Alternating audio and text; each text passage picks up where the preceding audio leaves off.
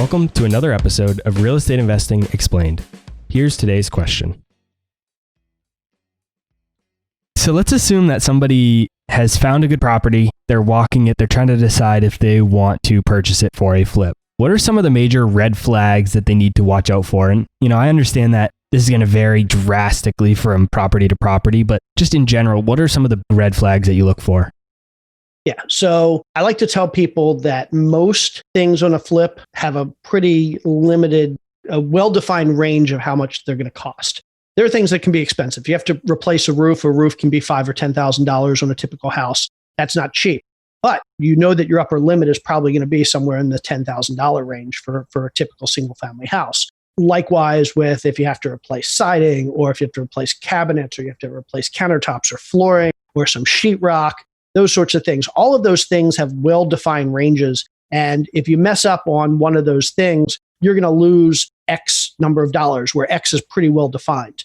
The places that I tell people to focus are those places where that X, that the cost to fix something isn't well defined, where the cost to fix something could potentially be more than the value of the house. And those areas are places like foundation repair. I've seen houses where literally it costs less to knock a house down and rebuild than it would be to fix a foundation problem, if a foundation problem is bad enough. Now, typically it's not that bad, but that's a potential situation. Foundations can cost thousands, tens of thousands of dollars. So foundation's the first area. Second is environmental issues.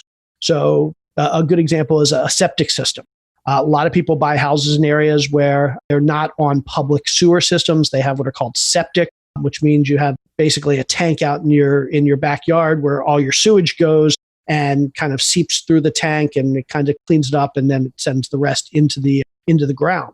Septic systems can fail. And if a septic system fails, there's always the possibility that you can't, because of environmental problems, you can't fix it. And so there are houses out there that have had septic systems that fail. Basically, if you can't get public sewer and you can't replace the septic system, there's no sewage removal from the house, and that house is no longer livable. Basically, the house value has gone to zero. So I tell people, look for environmental problems. Next, mold and termites. Those are two other big things that the cost to remediate can potentially be much, much more than anything else in a house. I've seen houses with mold issues, and typically if it has a mold issue this bad, you're gonna see some signs of it. But I've seen houses that have had mold issues that have cost tens of thousands of dollars to remediate. I've seen houses that you walk in and they seem absolutely fine. I saw a house back in probably 2012 or 13. It was a bank-owned foreclosure. We went, house looked great. We made an offer on the house. We came back to do a quick inspection just to make sure we didn't miss anything. And I noticed that a piece of baseboard in the kitchen was really soft. Like I take a key and I'll actually hit the key on different pieces of wood around the house just to make sure all the wood is pretty solid. And the key went right through the wood, and I realized, oh, there's a problem there. And I realized, oh, this is termites. So I started walking around the house with the key, and I realized this house had been destroyed by termites. And a lot of times with termites, inside the house, you don't see a lot of evidence if it's in the framing or it's behind the walls. Turns out this house literally needed to be taken down to the studs, and a lot of the framing needed to be redone. It was probably $50,000 worth of work just to remediate the termite damage that most people wouldn't have found.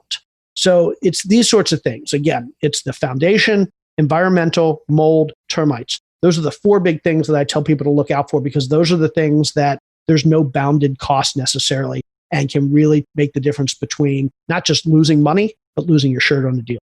That's all for this episode of Real Estate Investing Explained.